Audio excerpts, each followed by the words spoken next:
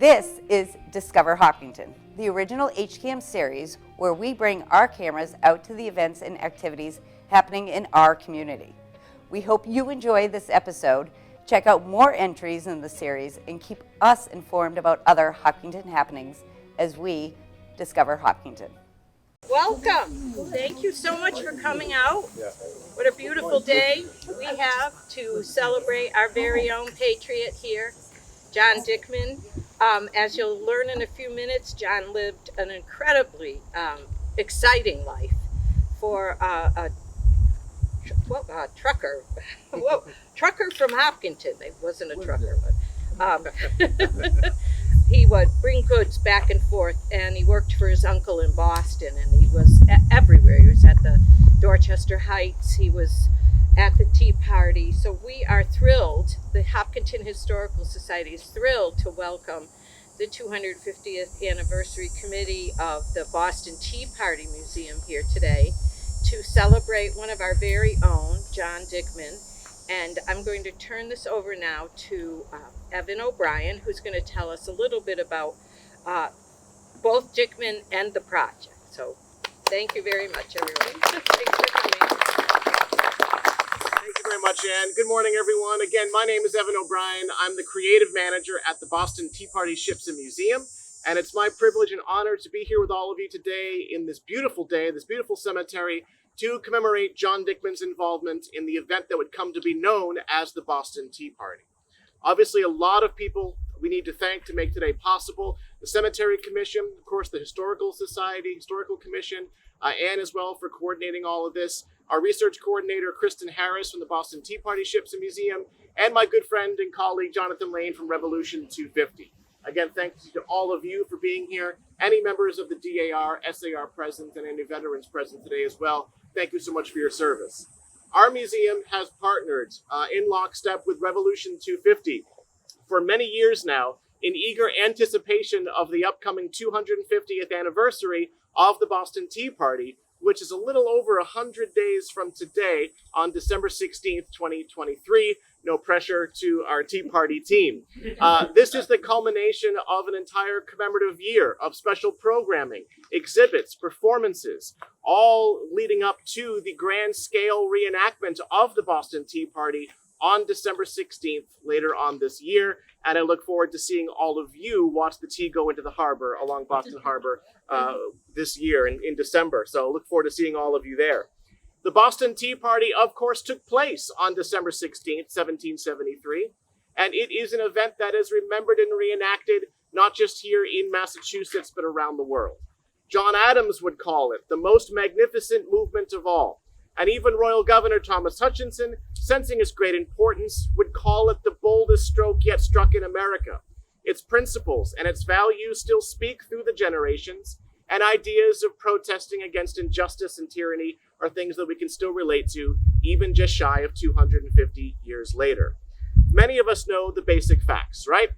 The arrival of 3 ships arrived to Boston's harbor between November 28th and December 15th, 1773.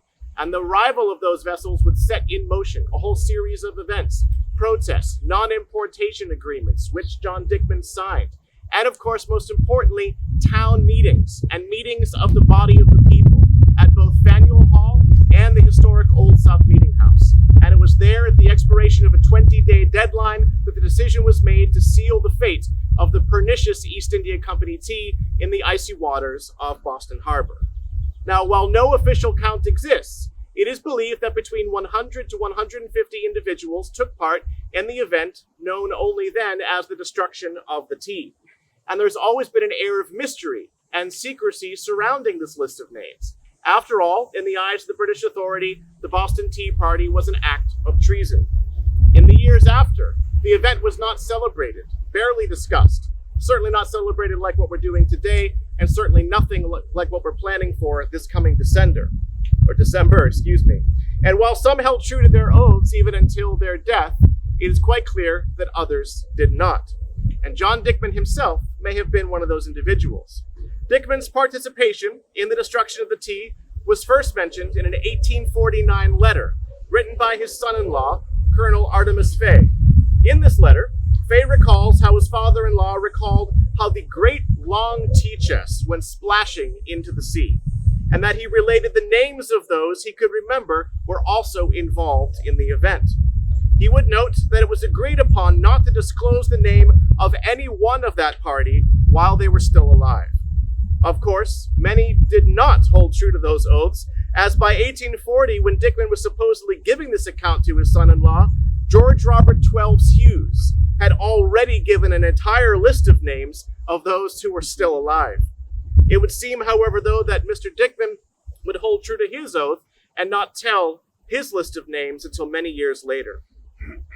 John Dickman had indeed been aboard those vessels, and the seriousness of this conversation and the facts that were often translated in his conversation with his son-in-law would lead Colonel Fay to write in this letter that he truly believed that John Dickman was on board the vessels, as he had details that would not have been known to any spectators, only those involved in the brave action. Dickman later on would marry Phoebe Gibbs in 1774. Afterwards, he would go on to serve in April of 75 in a militia company under the command of Captain John Holmes in Colonel Buller's regiment in Cambridge. He served as a corporal in that regiment for 1 month until dismissed, and then returned home to Hopkinton. On August 15, 1775, he was then recruited into a company commanded by Captain James Miller in Colonel Ward's regiment. He would enlist for 3 months and went immediately to Dorchester. He was eventually dismissed from that company in November of 75, but would then re-enlist and served in Roxbury until February of 1776 under Captain Henry Leland, Lieutenant Daniel Ames, and Ensign Staples Chamberlain. Each time his regiment was dismissed, he would journey back home to Hopkinton, and then, of course, re-enlist. He would serve in Rhode Island in 1776 in Providence, and his sole duty in that regiment was to, as it states in his pension record, prevent the Tories from trading with the enemy and supplying them with provisions. He would then march from Providence to Hopkinton, and then to Tower Hill and Point Judith to drive sheep and horses back into the country to prevent British forces from taking them. After 1777, he would return to Hopkinton and live out the rest of his life until his death on March 6th, 1833. Quite the revolutionary spirit was Mr. Dickman, and this revolutionary spirit can still be found here in Hopkinton and across the Commonwealth of Massachusetts, as the actions of the Boston Tea Party participants reverberate as strongly today as they did in 1773. It's important to remember that the list of names of those involved in the Boston Tea Party are hardly, if ever, mentioned, with a list of other names that we more routinely discuss during times of historical commemoration. But John Dickman and others like him involved in the Boston Tea Party are just as important to our region's history as the names we're more familiar with, the Paul Reveres, the John Hancock, the John Adamses. They were great men, but so was John Dickman. Many of the Boston Tea Party participants were also young adults or apprentices. These supposedly ordinary citizens did an extraordinary thing, and they are more than worthy of our recognition. It is our ultimate goal that by the 250th anniversary of the Boston Tea Party, a short time from today, we will place as many markers as possible at the headstones of known Boston Tea Party participants around the world.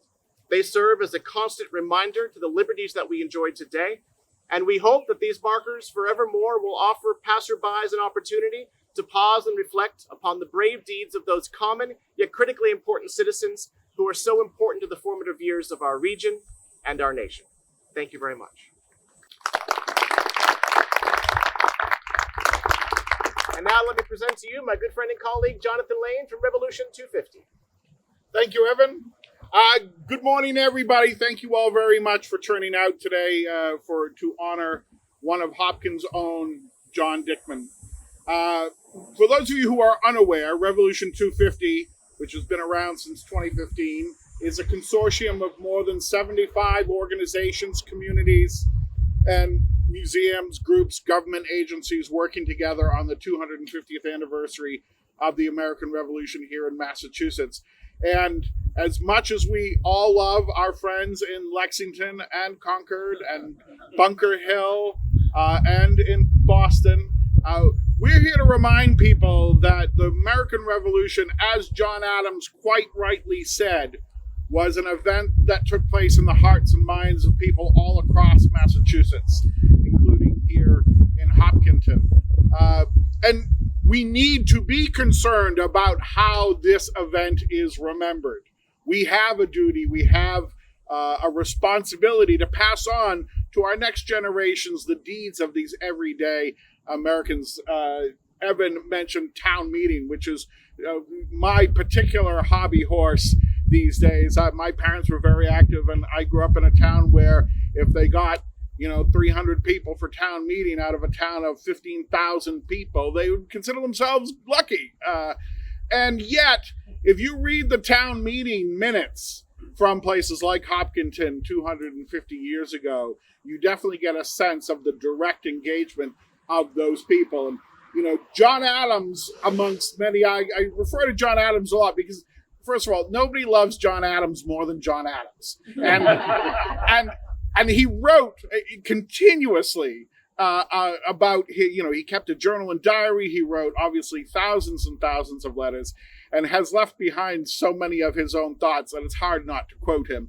But he was very concerned about how the revolution was going to be perceived because people in that age, 250 years ago, saw the rights and liberties that they received from their forebears who came over on the Mayflower with the Winthrop fleet, all the people who came from Britain to live here amongst the indigenous people. They carried with them the rights and liberties assured to them by the British Constitution. And they saw it as their responsibility to take those rights and liberties and pass them on to the next generation.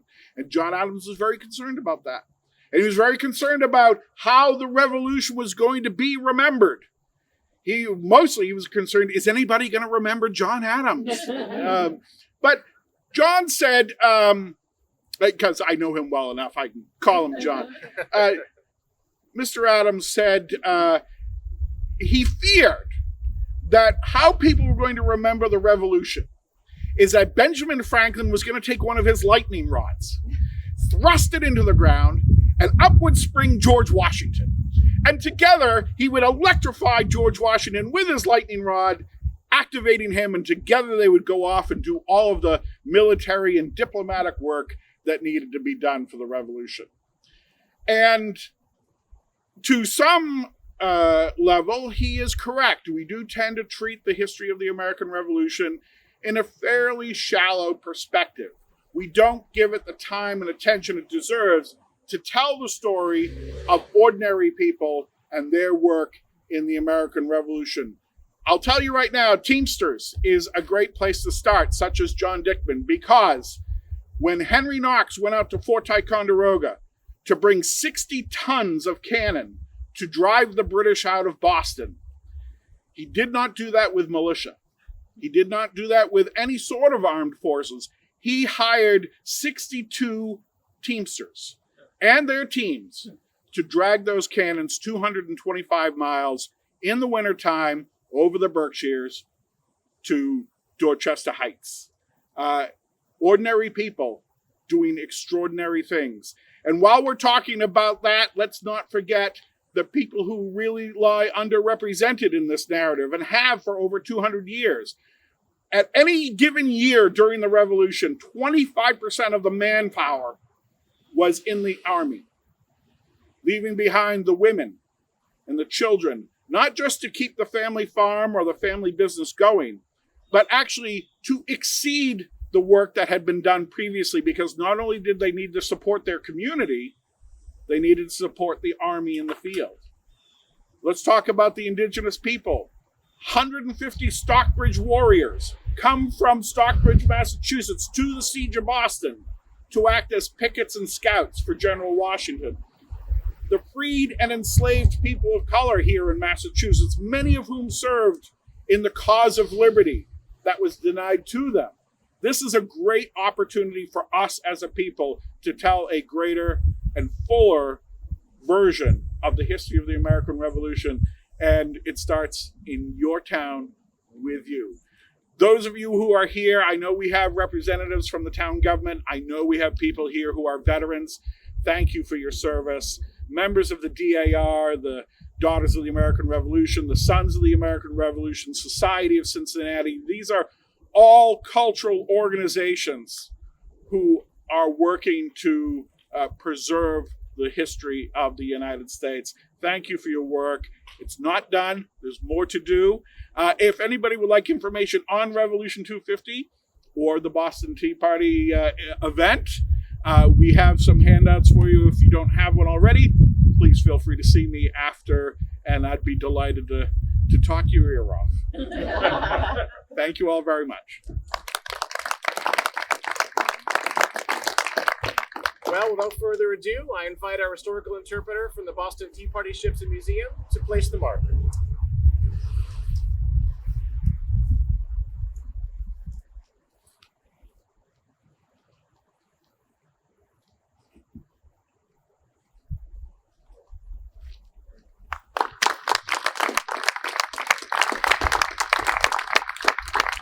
Well, thank you so much for coming today. As Jonathan said, we're happy to answer any questions you have, but please come forward, take photos of the marker, and we're happy to help. Thank you so much for being here. So there's about 150 names. We've done 130 something marker ceremonies. Wow,